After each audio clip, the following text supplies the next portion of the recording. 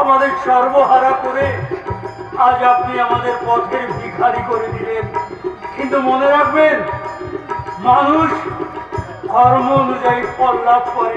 আমার কথা শুনতে চায় না মশাই।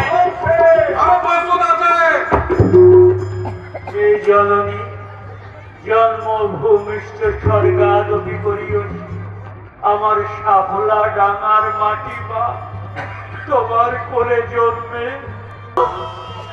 নায়ক মশাই, তাকিয়ে দেখুন, সব প্রাণ আমার পক্ষ থেকে জন্মের মতো শান্তি চলে যাচ্ছে। সাক্ষী দেখো চন্দ্র সূর্য।